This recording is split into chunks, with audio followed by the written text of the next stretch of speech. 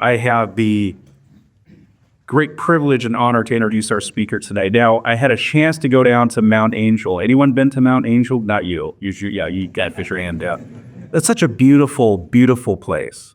And I had a chance to meet Dr. Papa and Brother Pacomius at a very prestigious place called the Brew House. We had a wonderful meeting there to talk about what this day was going to be. And I think it was a 4-hour meeting. Was that roughly? Okay, about a 4-hour meeting, something like that. And I got a sense of what, and if I may call Dr. Papa Ted, in a very casual way, got to know Ted and what he would bring to us. And I got more excited the more I heard what he was talking about with Edith Stein.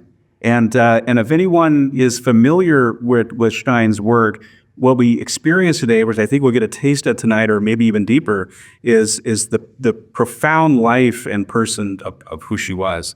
So a little bit of background. Dr. Papa is Associate Professor of Philosophy at Mount Angel Seminary, a Roman Catholic seminary with Benedictine tradition in St. Benedict, Oregon, USA. He has translated numerous philosophical and theological works, including the Encyclopedia of Ancient Christianity, and a volume of the Ancient Christian Commentary on Scripture is published on phenomenological approach to Christian spirituality and mysticism, with a particular focus on the Carmelite mystics and St. Ignatius of Loyola. Most recently, he is the author of Edith Stein's Freedom and Grace, a companion, due out this fall for Edith Stein studies. You've been at Mount Angel for 5 years. You studied at the John Paul II Institute of Washington. You studied at the Lateran University in Rome, and your doctorate was at St. Anselm in Rome. So I've read you're well-traveled. Please join me in welcoming Dr. Papa to the stage.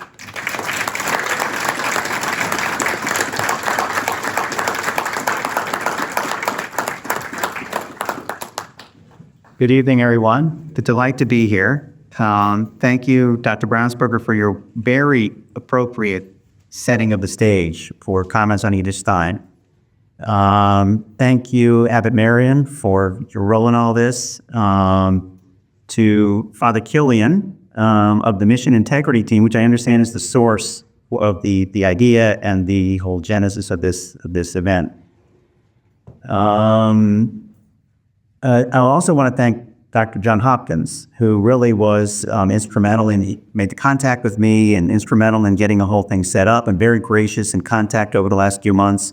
We did have a nice evening at the brew pub. That is the actual fact. There's a brew pub run by the monks. So just so you know that, it's kind of interesting. Also, in fact, I'd like to give a special word of thanks to Brother Pacomius, who in fact, he was my student at Josephinum in Ohio about 10, 12 years ago. And I was on retreat out here about 3 years ago. We ran into each other and said, "What are you doing here?" Because the last we saw each other was in Columbus, Ohio. I had him in a one-on-one class in logic. You know, he couldn't take it with a big group, so we had one-on-one. He was a very disputatious student. He, at even basic principles of logic, he would challenge, almost like saying, well, does 1 plus 1 really equal 2? And this was kind of the whole semester. It did turn out, I did learn from him, at least he convinced me that it's not a sin to get a speeding ticket. And he described, I never quite followed his reasoning, but it changed my relationship with the traffic laws. And he's been very gracious. So I'd also like to thank the community for the very warm welcome during the day today. And so also, I want to mention 2 other people. Bishop Tyson, thank you for being here. And then Father George, who apparently studied under Martin Heidegger, who was a friend of Edith Stein. They knew each other well. In fact, at one point, before Stein was a Catholic, Heidegger and Stein and Edmund Husserl, who was their teacher, both of their teacher, they went for a 3-hour walk and talked about philosophy of religion. It's called the Philosophy of Religion Walk, and it's sort of a famous event. Afterwards, Stein got home at 1 a.m. and wrote a note to her best friend about the walk. So a very sort of close community of deeply involved scholars, and Heidegger was part of it, Stein was part of it, Husserl, lots of names that are commonplace today were part of this reality now about 100 years ago. So, all that said, I think we can begin. So what I'd like to talk about, that the title of the talk is Edith Stein, a Saint Like Us. Edith Stein, a Saint Like Us.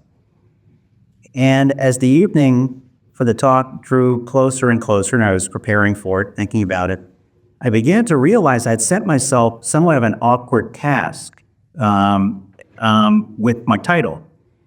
We're not used to thinking of saints as being particularly like us. In fact, isn't the reason why they're declared saints precisely because in significant ways they're not like us?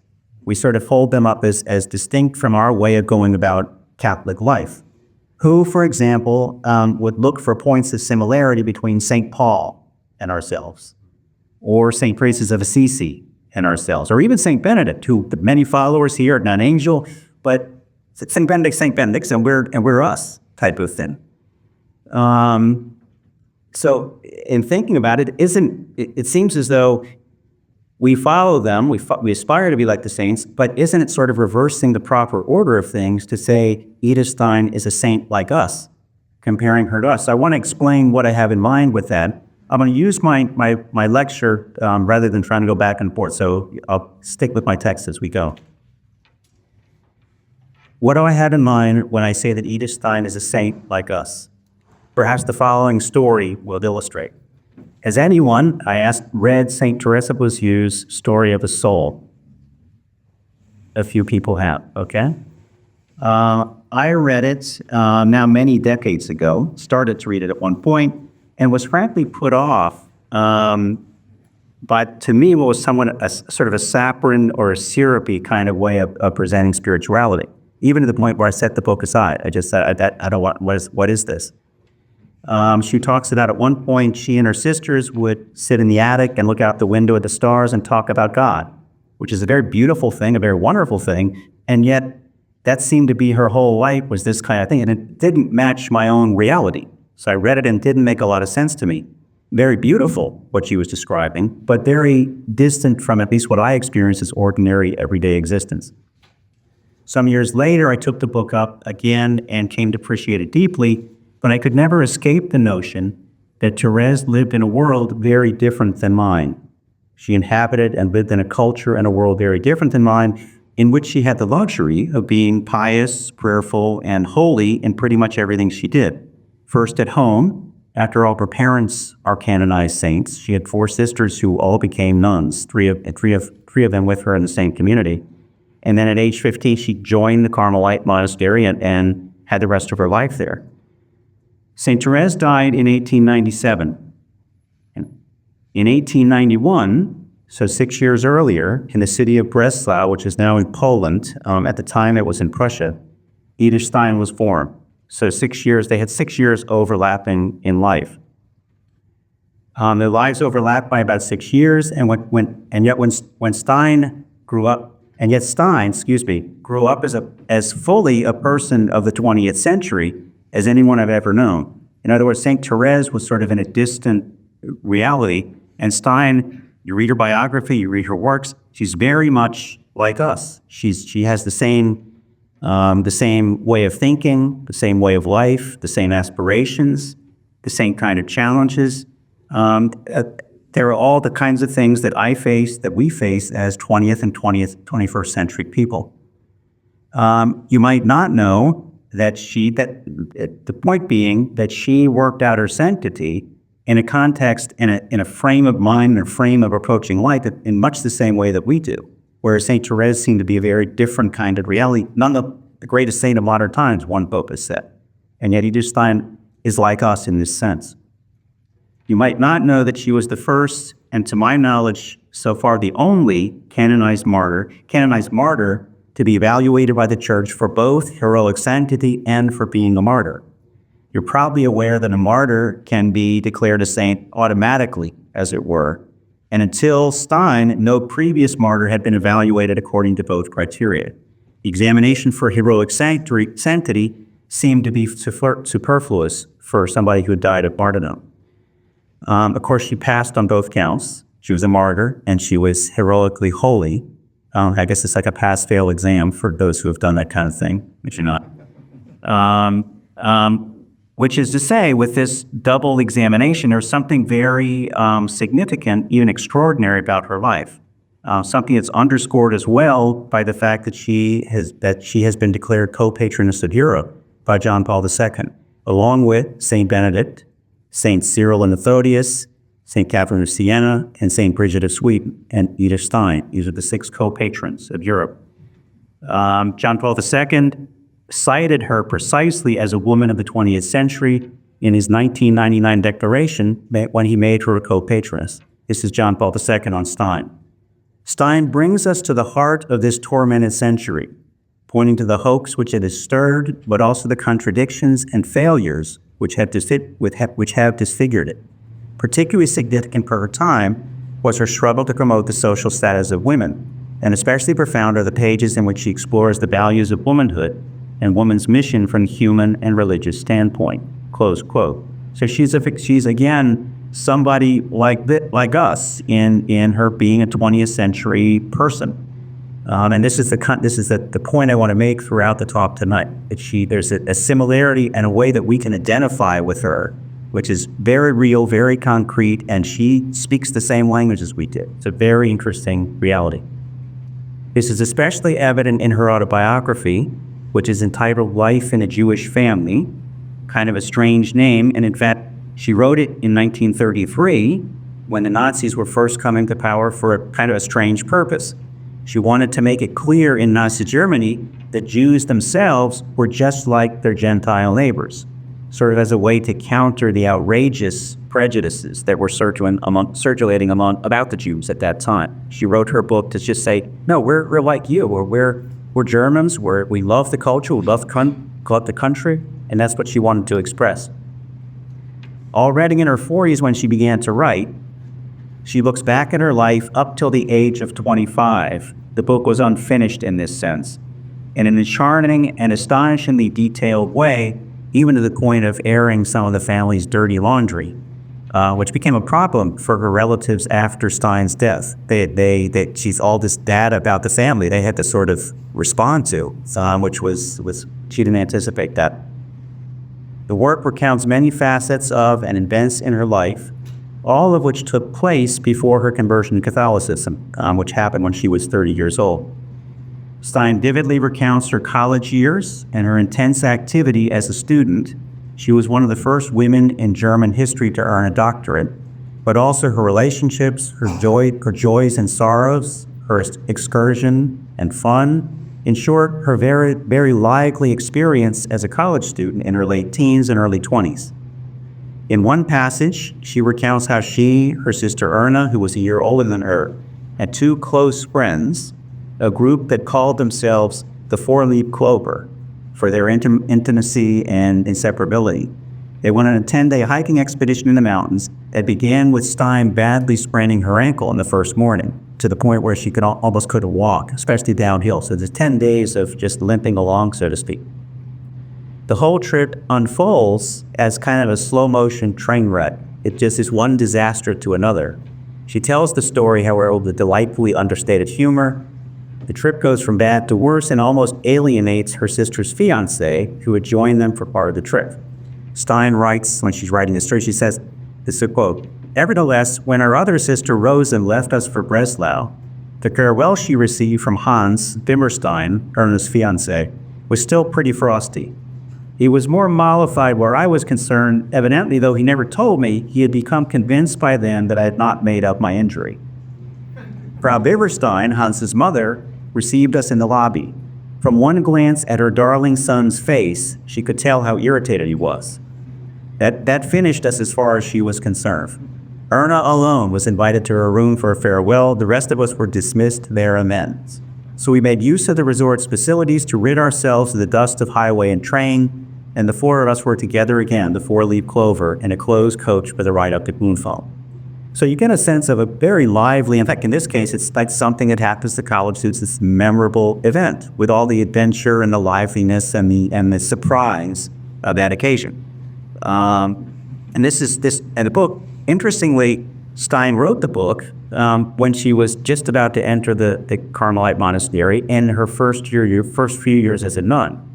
So she's looking back to when she wasn't a Catholic, she wasn't a Christian, and sees a lot to admire in her formation, in her love for light, in her love for truth, her profound studies that she did. She was not squeamish about her earlier life, and yet she also is critical about her early attitude she had, things she did. But it's a very interesting picture that she paints from 20 years later as a younger woman. Another perhaps darker way that Stein was like us was in her tendency, at least in some periods of her life, to depression. At times it was due to the intensity of her workload. Her normal routine during the semester involved beginning the day at 6 a.m. and studying literally until 11 o'clock at night, only to begin again the next day. A factor at other times was her difficulty after completing her doctorate and obtaining an academic position. The barriers she had broken through in earning the doctorate were still in place as far as actually doing anything with the doctorate, that is, working as a professor. Another factor was her frustration in romantic relationships, which, as a lively and attractive young Jewish woman, she was open to this throughout her 20s and was hoping to get married, and that just never seemed to work out with the various people that she had, two in particular, she had friendships with. Finally, the societal upheaval in the years following World War I Germany was a disaster, and that was also a lot of pressure on her, a lot of pressure on Germans in general, and who included or sort of moved toward this tendency to depression. Another factor, which doesn't often get mentioned, is that she was also, during this period, 1918 to 1921 in particular, going through a 3-year conversion process. And if you've experienced a process of conversion, there's a lot of suffering involved. And this is one point later on, she says to a friend, "I had an unspeakable confusion during those years." And for someone who was always on top of things, always precise, always knowledgeable, to undergo this experience of confusion for 3 years, which was, in my view, the work of God in her heart, to moving towards conversion, and yet this was part of this whole reality she was living for a period of time. Various authors had commented on the real straits she was in for several years, and this is, again, something that many of us are not unfamiliar with. It touches life in ourselves or in relatives or people that we know. And Stein suffered from this at various times. Now, to move to her conversion and a little bit on my work, and then two main themes I want to talk about. One is her understanding of human fulfillment, and her other is the understanding of human freedom. Two topics that she takes up in her works, and I wanted to sort of spend some time with those. But first, comments on her conversion, and then a little bit about my work, which will lead into these topics. Besides Stein's death at Auschwitz, perhaps the most widely recounted event from her life regards her conversion, and you may have heard this story, okay? In summer of 1921, so the story goes, the brilliant young phenomenologist from phenomenology, which is the kind of philosophy she practiced, who was a convinced atheist, chose a book at random from a friend's bookshelf and spent the night reading the life of St. Teresa of Avila. Closing the book at dawn, she exclaimed, "This is the truth," and later that day she bought a missal, met with a priest, and asked to be baptized. Some of this is true, but most of it's sort of made up. In fact, but not made up, but that the not so accurate memory of her first novice master when she became a Carmelite. So that story, that novice master wrote a biography and got published all over the world, many languages, and everybody knew the one thing they know about Edith Stein is that she read Teresa of Avila in one night and was converted from it being an atheist. The truth is actually quite different. She did read Teresa of Avila at a different place than what it was said. She received the book at a different time, different person. All that is not accurate. What is accurate is that the reading of St. Teresa of Avila in 1921 was a pivotal moment in her decision for Catholicism. Up until that point, she had been practicing as declaring herself a Christian, sort of identifying as a Christian for about 3 years, sort of in a non-confessional or non-denominational way. She wasn't as attached to any particular church. but she had begun to experience Christ, conversion, and it was really the most important thing in her life. Teresa of Avila, the reading of that sort of sealed the conversion and also sort of led her to choose to be a Carmelite, ultimately. The apocryphal story comes from her novice master. Interestingly, the story and sort of the truth that it hides, okay, is part of kind of the gap in Stein's biography that bears directly on my own work. Briefly, it's long been thought that Stein, a prolific writer both in her philosophical works but also in her personal correspondence for letters, went dark in the years surrounding her conversion. In other words, she stopped writing from about 1918 until 1923, and truthfully, there's very little published from that period of time. In 1923, she resurfaced again and began teaching at the Dominican convent school of St. Magdalena in Speyer, Germany. Stein herself was very reluctant to speak about her experience of conversion. She was in many respects a very private person, but she did write about her conversion. A mere month after reading Teresa of Avila, so in August 1921, and right in the middle of this dark period of no writing, she began writing she began working on something that she called A Small Treatise in Philosophy of Religion, A Small Treatise on the Philosophy of Religion, in which she takes up various aspects of her own experience of conversion and begins to evaluate them both as a phenomenologist, so from the lens of the phenomenological philosophy that she was by now an expert in, and also from the point of view of Christian teaching. I say Christian teaching as opposed to Catholic because at this time she's not Catholic yet. She hasn't been baptized. That comes a few months later. This document, this treatise in the philosophy of religion, which she would finish over the next 2 years and would eventually entitle Freedom and Grace, was a treatment of both freedom and grace as they function in various facets of Christian life. And notably, as we shall see, this was presented in contrast with how she had experienced freedom before her conversion and before her experience of new life in Christ. So it's freedom on the one hand and grace and the sort of the back and forth influence between the two. Text itself had a singular history, which has contributed to its importance. Though she never published it, Stein kept it with her for years and gave it to a friend either just before she entered the Carmelite monastery in Cologne, Germany in 1933, or just before she moved from the Cologne Carmel to the Carmel in Echt, Holland on New Year's Eve of 1938, fleeing Germany just weeks after Kristallnacht, a Nazi night of broken glass when Jewish businesses throughout Germany were attacked. After her death at Auschwitz in August 1942, the bulk of Stein's papers were recovered from a Bonn farmhouse in Holland, where her Carmelite sisters had stored them. And at some point, Freedom and Grace was reunited, joined up again at the Catholic University of Leuven in Belgium, with a much larger quantity of papers recovered from Holland. Those responsible for sorting the papers, which were quite mixed up from the bombing in Holland, apparently didn't know what to do with this text. There was no title on it. They gave it an incorrect title, and because of the maturity and the obvious Christian content, they assumed the work was late in Stein's life, and they gave it a date around 1932, so 11 years after it was actually written, and when Stein was well into working on her academic work. This date and the title, the incorrect title and the incorrect date by about 10 years, were accepted by all Stein scholars until about 20 years ago, when a Dutch scholar, Marielle Wolf, for a variety of reasons, including a handwriting analysis of the document. Stein's handwriting in the early 1920s, late 19-teens, was sort of large and spread out. And by the time the 1930s came around, she wrote in a very fine hand. This document's in the early hand. It's in the early handwriting, so that it's clear that it's not 1932 with all the maturity but it's written right at the beginning of her Catholic life. The paper it was written on was also a fact. She wrote on the back of something. She wrote a lot of this text on the back of the text that she written in 1919. So that was also indicated. So all of this sort of established that the text was from 1921, and this was the philosophy of religion treatise that Stein had mentioned, and that everyone had considered was lost. They didn't know what it was, where it was.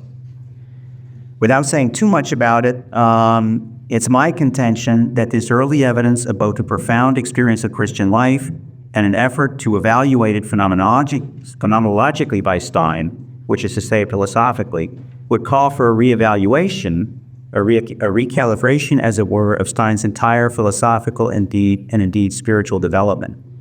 The standard picture of Stein was that she was an important phenomenologist before her conversion. B, she had a conversion and stopped writing.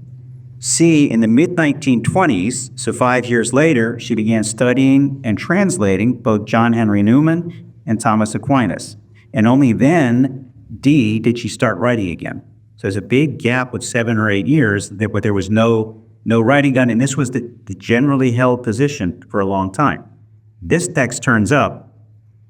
The assumption, therefore often unspoken, was that Stein's scholarly engagement with Christianity depended largely on her engagement with Aquinas, that she started reading Aquinas, and that got her moving in the direction of thinking about Christianity.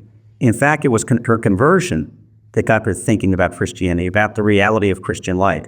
And she actually began thinking about it, working through it, right from the very beginning of her conversion. She actually carries many things that she developed at this early stage into a work on Aquinas. It's been recognized that she was very independent from Aquinas in the work that she translated his works, but she commented from a different perspective. Some of the phenomenology, some of it from other questions, but in fact, it was things she had already worked out in terms of her understanding of Catholic faith, and that's what she brings to her commentary on Aquinas. Very interesting. So the point being is Aquinas was not her main teacher. He was a key teacher, a significant teacher, an important teacher, but it was not her. It was not. Only later was a primary influence on her. I think this whole development has implications for Stein being a doctor of the church or not. You might not know she has a cause. 2 different times, the cause has sort of come to a stop. It just sort of came to, in the most recently, about 2 years ago, Stein scholars throughout the world, I was part of this, put together a petition. I sort of dissented. I said, I'll tell you why in a second. But they sent it to the Vatican, and word came back about 1.5 years ago, it's not time. Okay. I think the reason it's not time is that she's not understood properly yet. That she's because of this big development early on, when she experiences Christian life and starts to work on it as a phenomenologist, which we're going to talk about shortly.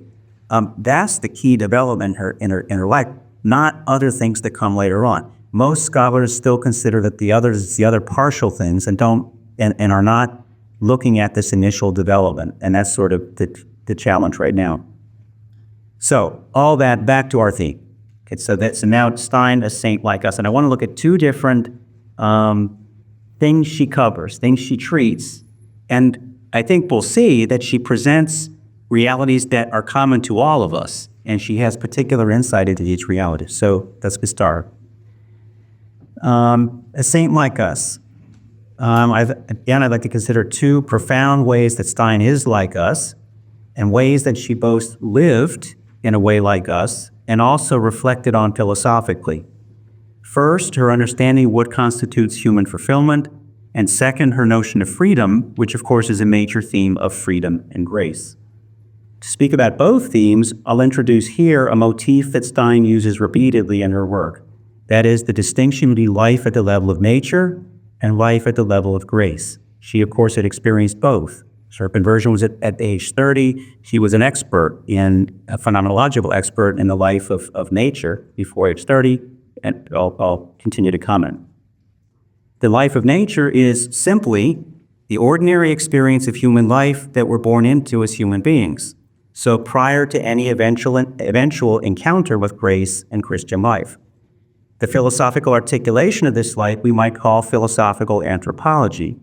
And indeed, virtually all of Stein's early phenomenological work deals with life at the level of nature. After all, she had not yet experienced the life of grace. So how could she write about it or even think about it? At the end of her doctoral dissertation on the problem of empathy, completed in 1916, so when she was 24 years old and about 5 years prior to her conversion, Stein, still an unbeliever, but by that time a seeker, she was investigating Catholicism and Christianity, reflects on religious experience and asks, quote, "Who can say whether there's a genuine experience present here? But is not the essential possibility of genuine experience in this area already given with the delusions of such experience? Nevertheless, the study of religious consciousness seems to me to be the most appropriate means of answering our question. However, at this time, I leave the answering this question to further investigation and satisfy myself here with a non liquid. It is not clear. The life of grace, on the other hand, is the life that begins with the introduction of grace in her life, the work of God in her life, and also at baptism. And indeed, this is the life she begins to live at her conversion in a very sort of conscious way. In a letter some years later to her friend and fellow philosopher Rowan Ingarden, who was himself an unbeliever, she writes, quote, "An infinite world opens up something entirely new when you begin to live the interior instead of the exterior life. All prior realities become transparent. Previous conflicts become trivial. The individual comes to understand a life filled with passion and blessedness that those living a worldly life do not know and cannot grasp. Something that from the outside appears as the most uneventful day in a totally inconspicuous human experience," close quote. So she starts in 1916, she says, who knows about religious experience? But the people talk about it, maybe even delusions of it suggest there's something there. But she doesn't have the data, the personal data, to go about investigating the question. So she doesn't wait till she gets to that. She actually stops doing some philosophy and just experiences conversion, and then is in a position to begin writing about it, thinking about it, and articulating it in light of the work she had done previously on a philosophy of nature, on a phenomenology of nature. So she did so much philosophical work on the human side of things. She was in a good position to contrast the life of grace with the life of nature, and that's what she goes forward doing. So Stein on human fulfillment, and we'll see this continuity between the life of nature, the life of grace. We'll see this. So just this past November, in a general audience, Pope Leo spoke about Edith Stein, St. Teresa Benedicta of the Cross, as we all know her as, the name she took when she became Carmelite. Pope Leo spoke about her as follows, and his comments suggest to me that the Holy Father has a more than casual acquaintance with Stein's work. Pope Leo, hour by hour, we have so many different experiences: pain, suffering, sadness, intertwined with joy, wonder, security. But through every situation, the human heart longs for fullness, a profound happiness. A great 20th century philosopher, St. Teresa Benedicta of the Cross, born Edith Stein, who delved deeply into the mystery of the human person, reminds us of this dynamism of the constant search for fulfillment. The human being, she writes, always longs to have being given to him anew, so that he can draw on what the moment gives him and at the same time takes away from him, close quote. The Pope continues, we are immersed in limitation, but we also strive to surpass it. That's the end of Pope Leo's quote. The passage the Pope quoted is from Stein's philosophical magnum opus, Finite and Eternal Being, subtitled, An Attempt to Ascend to the Meaning of Being. In that work, she deals extensively with the distinction between human life at the level of nature and at the level of grace, what we've already mentioned, in a way perhaps reminiscent of the Thomistic dictum, grace perfects nature. Indeed, the development of the life of grace is seen by Stein to be, on the one hand, continuous with the life of nature, and on the other hand, the development of grace presupposes the life of nature. So when she talks about the life of nature and the life of grace, she has both in view and holds both in view and actually makes, I wouldn't say a seamless sort of transition from one to the other, but she's very aware that the person living a life of grace is also a human being who lives the life of nature.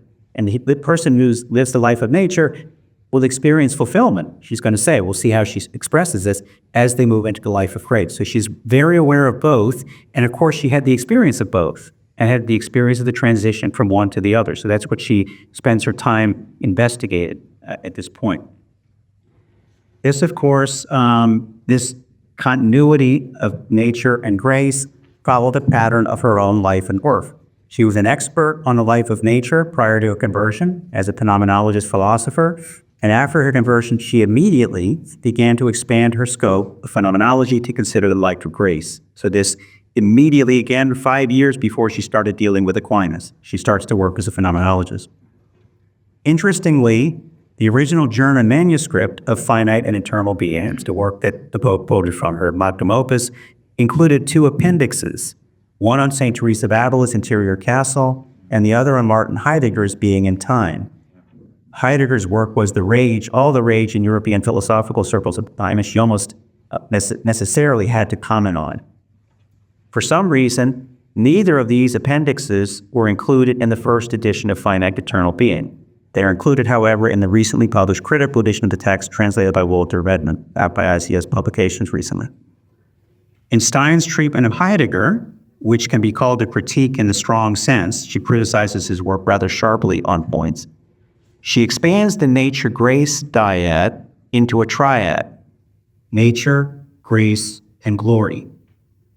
In Being and Time, Heidegger, no longer a Christian believer, he's actually a Jesuit seminarian at one point, but he had left Catholic faith and was no longer a Christian believer.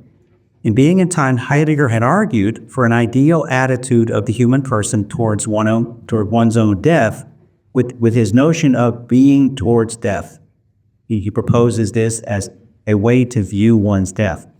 This involved an acceptance of one's mortality and hence their finiteness, the limitedness of their life, and yet in the face of this mortality and limitation, a determined, almost stoic persistence in carrying out what one understands to be his or her task in life and their destiny.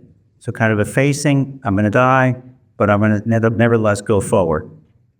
For Heidegger, this is the best way for the human person to be, quote, about his being. This is the best way to treat the kind of being that I am, is to face death and sort of go forward. And in this way, live a meaningful life. Stein takes issue with this Stoic position in a very beautiful passage. And here I quote her, this is from her appendix. Quote, Heidegger's investigation leaves no room for what gives human life fullness, joy, happiness, love. It is this fullness that makes it understandable why the human being is about its being in the first place. This being is not just being spread out through time and therefore constantly looking to the future and to the past. The human being always requires being given new gifts of being in order to be able to express what the moment simultaneously gives her and takes away. Close quote. This is the passage the Holy Father quoted, if you recognize that, in which Stein reflects on the paradox that despite the fleeting nature of temporal existence, we cannot hold on to the present moment, and we're always, in a sense, losing the present moment. Despite this paradox, the present moment is nonetheless where the action is, or where the rubber hits the road, inasmuch as we're given nothing in life except through what the present moment gives us. The present moment is critical to the unfolding of life. So Stein can speak of, again quoting her, what the present moment simultaneously gives us and takes away. Very profound statement. She continues, the human being does not want to abandon what fulfills her in the present moment, and she would like to be without end and without limits in order to possess what fulfills her in the moment, to possess it entirely and definitively. In other words, completely and permanently. Joy without end, happiness without shadows, love without boundaries, the most intense life without sleep, the most powerful action, which is at the same time complete stillness and free from all tension. This is eternal bliss. This is the being about which human existence is, close quote.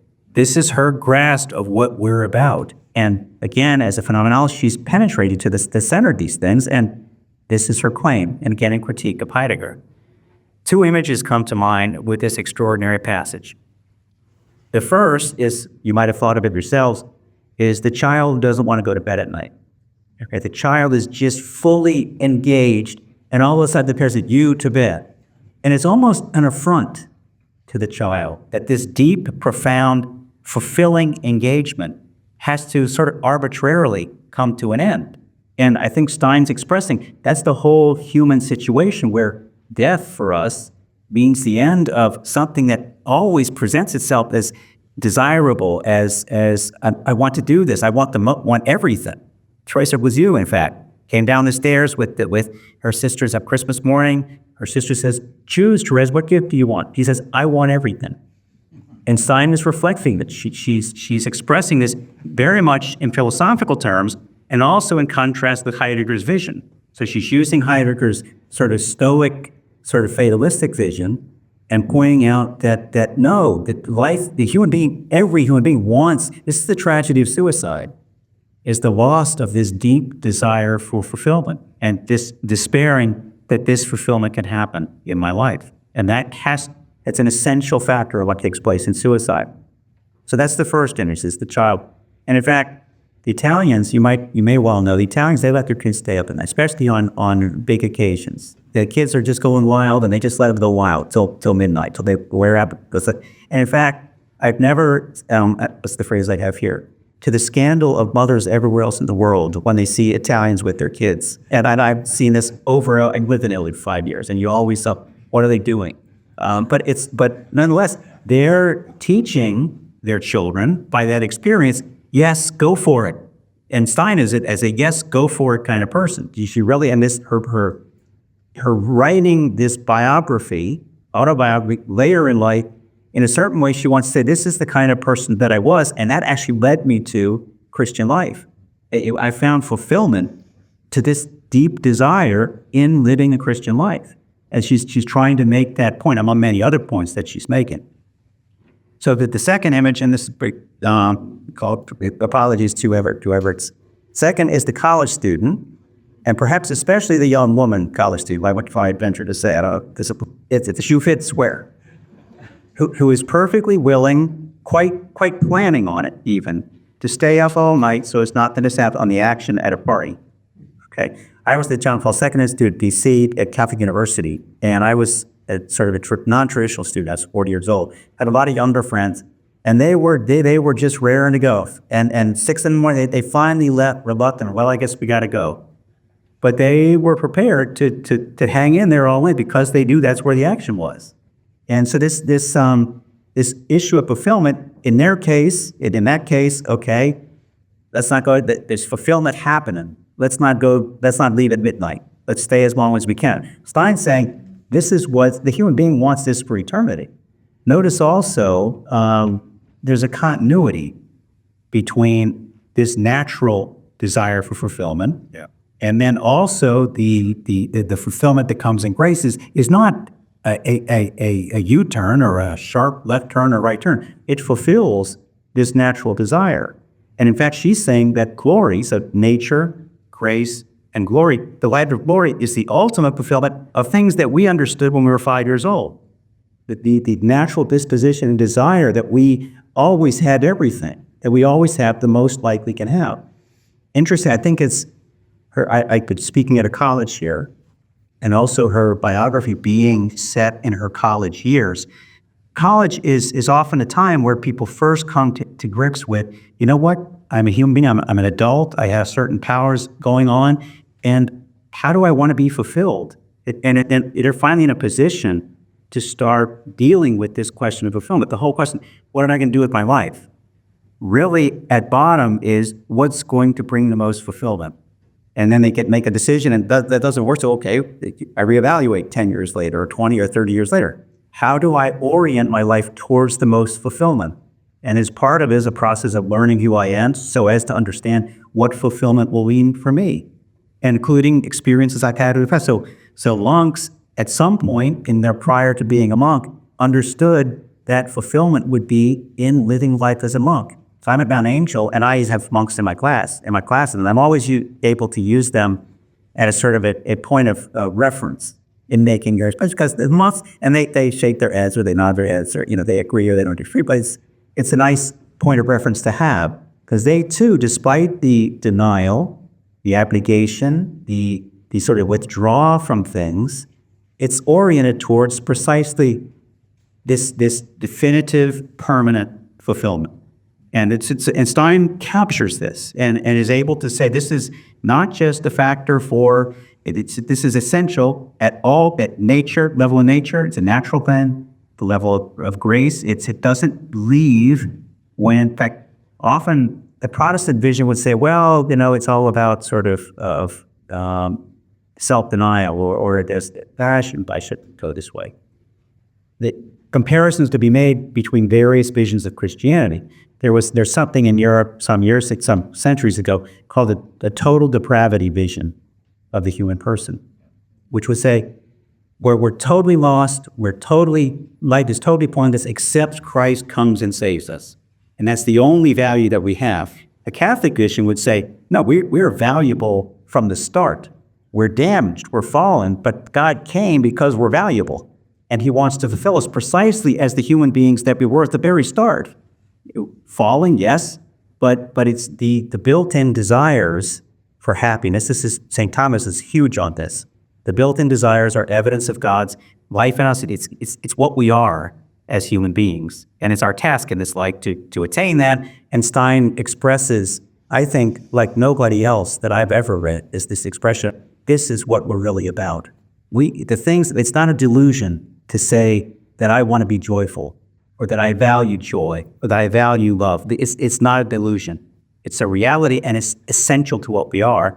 And when these things are denied or withheld or offended or violated, they become problematic. And this is all part of what Stein is saying in an extremely elegant way. So that's the first, is her vision of fulfillment. And again, there's a strong phenomenology is about its main method is examining human interiority, what takes place inside a human being in various parts of life, all different parts of life. So Stein is moving this study to an understanding of the interiority of the Christian. Teresa of Avila wrote about Christian interiority with her images, her examples, her stories of her own life. She talks about fast, and it's kind of a literary approach. You might not know, she's considered to have moved forward the Spanish language. She came up with so many words and images to talk about spiritual life. The Spanish language made it best. You might not know they regulate the Spanish language. They're not allowed to change it. Stein, Teresa of Avila historically make great changes to it. John of the Cross also is the great poet in Spain.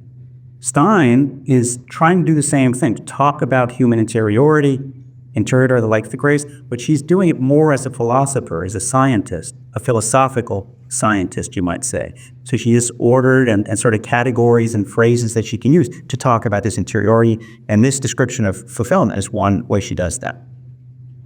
Okay, so the next topic is Stein on freedom. And this would be a comparison between nature and grace on freedom. This make it a little technical here, but I think we can get through it. And there's a nice example from St. Francis of Assisi at the end.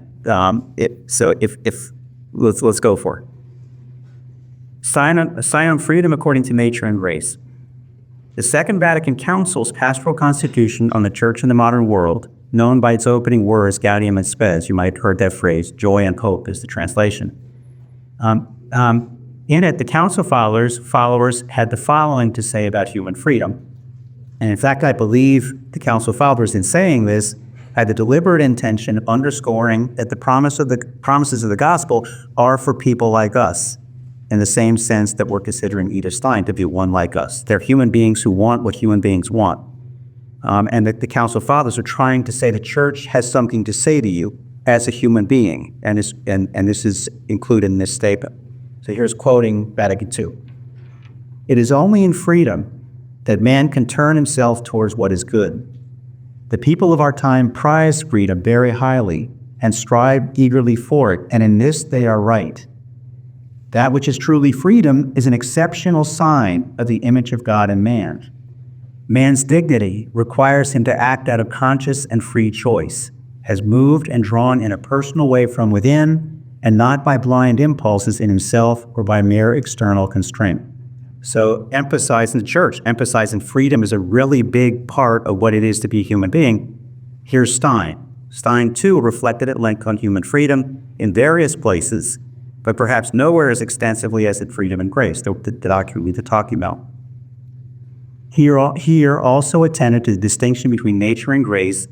This theme, freedom, represents Stein's first application of phenomenological thinking and method to problems of Christian life. She actually wrote this before baptism. So it's the first chapter of Freedom and Grace is on this, and this is where she starts her investigation into philosophy of religion.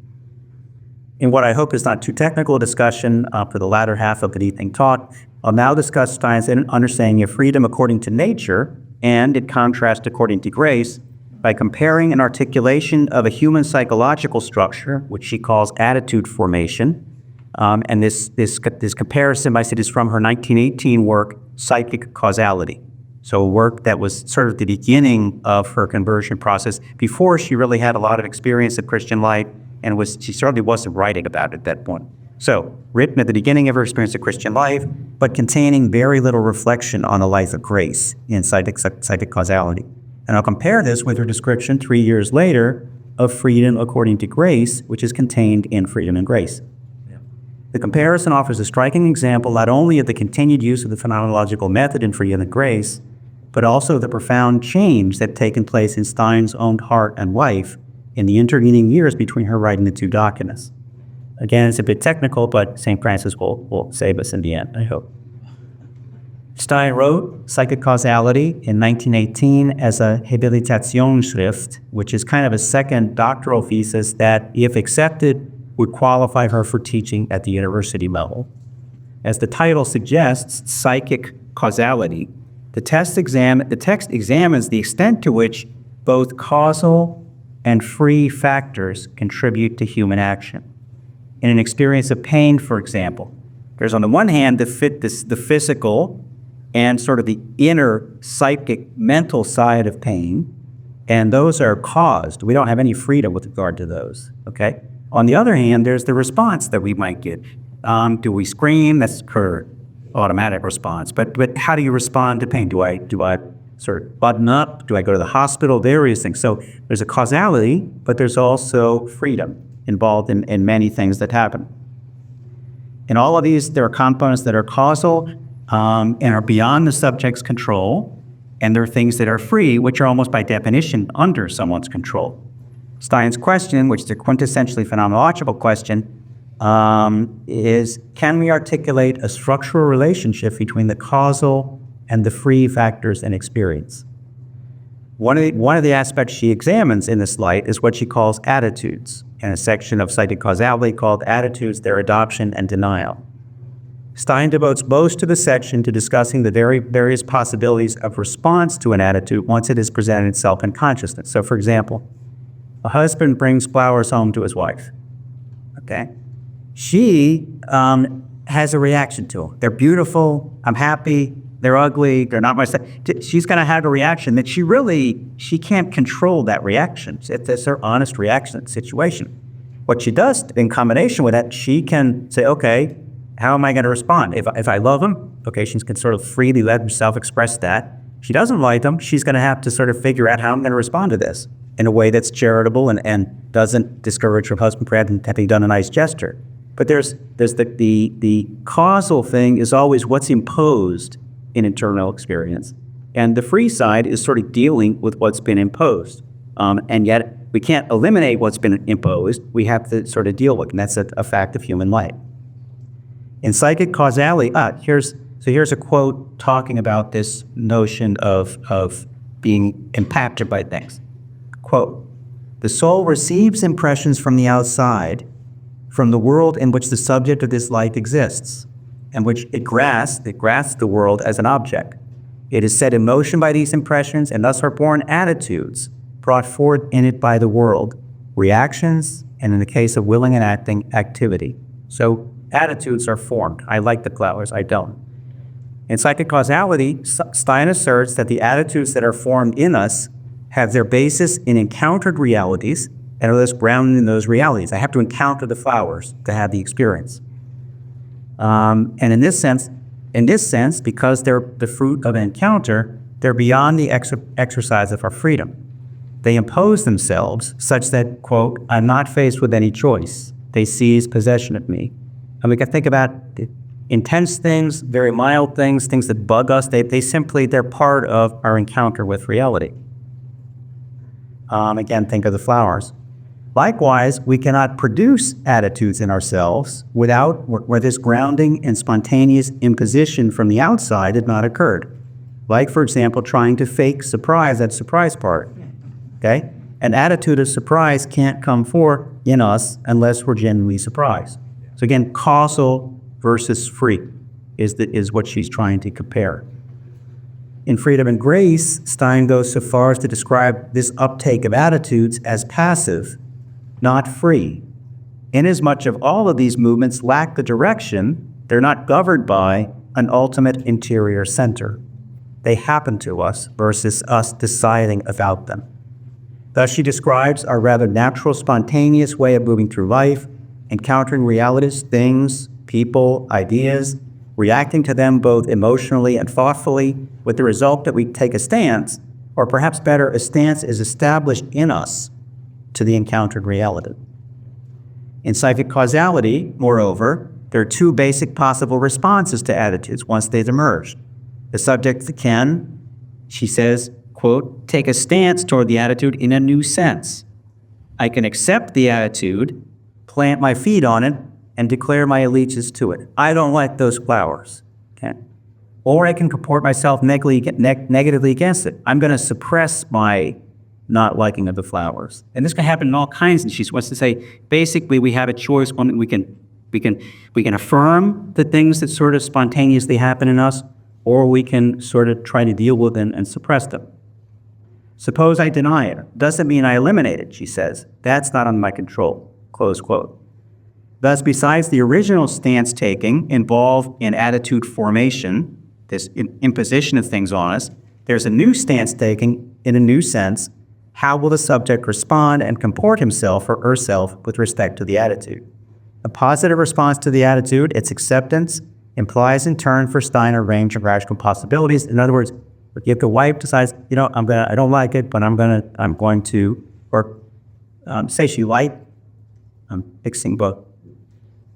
She has various options for responding. Once she's okay, I'm going to deal with this attitude, and I can choose A, B, C, D, or E in responding to the attitude. And she says that's where human freedom comes in responding to the things that happen to me day in and day out. And she says that's kind of the nature of human freedom at the level of nature.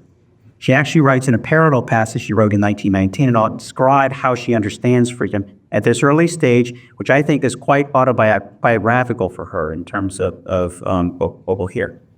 To quote, any work on yourself, any efforts toward a cleansing of your soul can consist only in this: to suppress negatively valued deeds and stirrings of your soul, and to combat the disposition to them, or even to not let them arise, and conversely, to hold yourself open for positive values.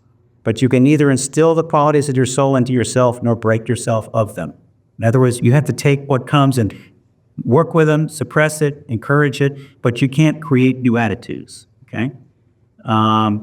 If a change, she writes in 1919, if a change enters into this sphere, it is to be regarded as a transformation through an otherworldly power. She's already begun to have conversion, so maybe she's noticing that in herself. That is, a power situated outside of the person and outside of all the natural connections in which she is enmeshed. So she was a very disciplined, very to study from 6 a.m. to 11 at night every day.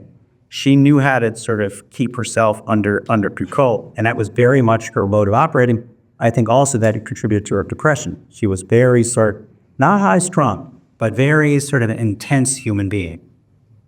Freedom and Grace, this document she wrote at her conversion, proposes a different structure regarding attitudes. And here we get into a very nice presentation of Christian life, both in their inception, the dawn, the beginning of attitudes, and in the possibilities of response on the part of the subject. In the context of describing this new structure, a number of anthropological novelties and much new terminology are introduced. Stein calls this new structure the liberated soul subject. In other words, a subject with a liberated soul. It's important to note that this new structure is explicitly claimed by Stein to pertain to Christian life. She calls it, quote, the interior habitus, habit of the children of God, the freedom of a Christian, close quote. So she's dealing with the new life now.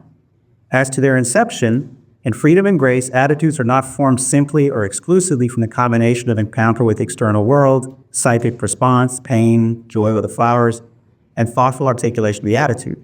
Rather, the liberated soul subject still receives in its soul the impressions from the world, but the soul is not immediately moved by these impressions. Rather, quote, the life of the soul is not moved from the outside, but guided from above. This from above is at the same time a from within, since for the soul to be raised to the kingdom of heaven means to be planted totally in oneself.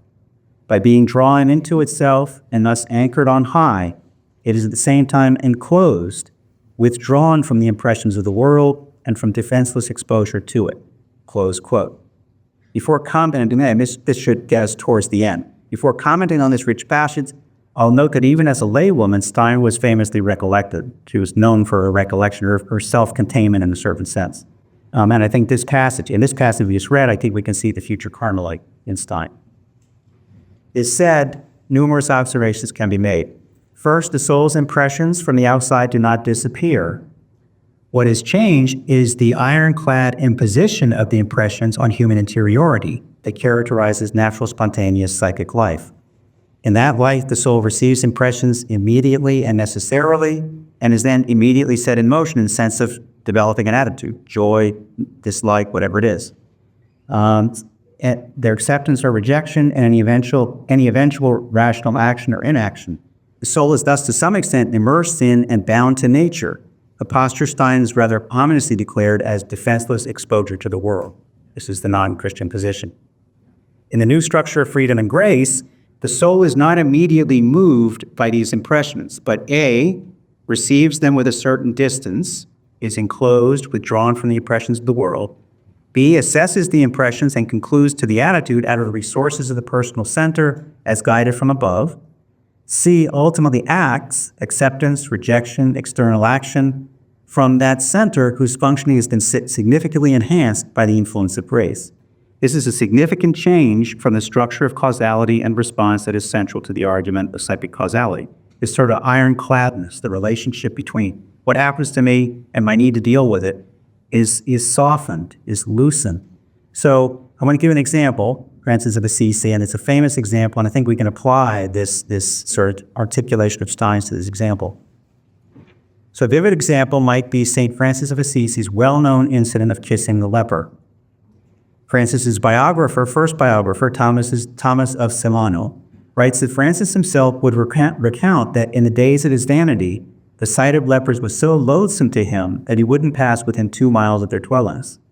Francis obviously experienced a strong psychic reaction, one of revulsion, in such an encounter with lepers, which prior to his conversion he accepted. He he said, I accept the revulsion, can't do anything about it. And in a certain sense took the reasonable attitude of simply going way around their dwellings. So he wouldn't have to deal with the whole thing. After Francis's conversion, however, though at first the reaction or revulsion undoubtedly remained, but weakened in the necessity with which the attitude imposed itself on his soul, he had room to get out of that. He wasn't bound to that response. He had the possibility of doing something different, and in fact, he made the choice to do something different. A new disposition became possible precisely by means of his anchoring on high and the consequent guidance or governance from the center of his disposition toward the impression and towards the psychic reaction itself. He had the possibility of escaping but what he couldn't escape before. And this Stein says this is the activity of grace, the movement of grace, and what grace does in all of the Christian's sort of encounter with the world. Rather than dealing with it simply by avoiding lepers, Francis could now recognize that the revolting appearance was not all there is to lepers, so to speak, and choose to live through the reaction for the sake of a charity towards those with leprosy. This ultimately led to a change in the attitude itself. Ultimately, Theopatanian and Molokai went to live among lepers. Okay, Francis, this is obviously, there was a critical change for him. But the change is effected on an entirely different basis than what was available to him prior to conversion. It's not just suppression, it's grace changed him. As one living the natural spontaneous psychic life, Francis now, as a liberated soul subject, to use Stein's phrase, the life of the soul is guided from above. He was able to do what God asked in that situation, rather than being dictated by the strong reactivity that takes place. Summing up, Stein sums up this sort of pericope with a couple of statements I want to read, which is kind of move towards a conclusion. And this is summarizing her comments on the change that takes place with the life of grace. The Holy Spirit works a change in the natural reactions in the soul of which he takes possession. There are reactions through him that are eliminated, even when these had their origin in natural reason, hatred, desire for revenge, and the like. There is no doubt that the soul, through rebirth by the Spirit, undergoes a radical change. The link with natural reason and the natural way of reacting is weakened. She also points to spiritual acts, both spiritual acts and states of soul, which are the specific forms of the soul's new body: love, mercy, forgiveness, happiness, peace. And these occur even in cases where, according to natural reason, there'd be no motive whatsoever. So you're saying a huge sort of change has happened into things that happen inside her. And she was an expert in articulating life prior to conversion. She lived it fully, engagingly, and thought about it to the point where she figured she had most questions at least sketched out. But here, a revolution happens in her interiority, and she has a whole new range of experiences, values, life, to the possibilities of action, possibilities of inaction to deal with. And she tries to express this phenomenology.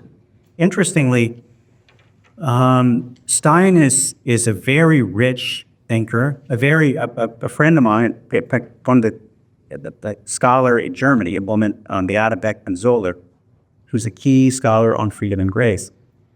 She made the comment that Stein is a connoisseur of spiritual life. And the word in German is Kenner, which doesn't mean so much like a dilettante, like a wine connoisseur, but more a knower, an intimate knower of these things. And Stein, once you get through her difficult way of writing, which is largely because it's phenomenology, you get to the fact she knows intimately. She knows what Teresa d'Este. She wrote a book on Teresa d'Avila, a book on John of the Cross. She knows what they're talking about and is able to explain it, express it in a way that's if you know phenomenology even a little bit, you start to see this woman really understands the reality that is the life of grace, the reality that we all experience and we live and we wonder at and we deal with and we try to respond to. And here's a very ordered and thorough presentation of what Catholic life is, what is life after baptism. It's a very wonderful presentation. Interestingly, she comments. Here's a quote. We'll close with this. So again, speaking about her brother-in-law later on. So married her sister, and they were married. She comments later in Life in a Jewish Family. Hans and I never again had a falling out, such as we sometimes had during our student years, and we saw one of them on the hike. This was because I had completely changed my attitude towards others as well as toward myself. The German truly should read, my attitude towards others was completely changed. You can translate, I have completely changed, and that was translated this way, but it should be, my attitude was completely changed by conversion. Being right and getting the better of an opponent under any circumstances were no longer essentials for me.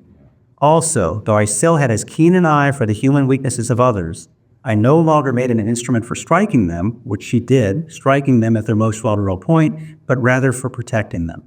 And in doing this, she's saying this was the change that happened from her conversion, and this is what she tries to articulate and to express and to study and make available to the church. I think that's why she'll be a doctor of the church.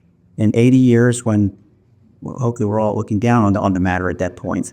But in 80 years, I think this is, Stein understood these things and expressed them in a way that contemporary man can deal with. Contemporary science, contemporary folk thinkers can understand in a thorough way.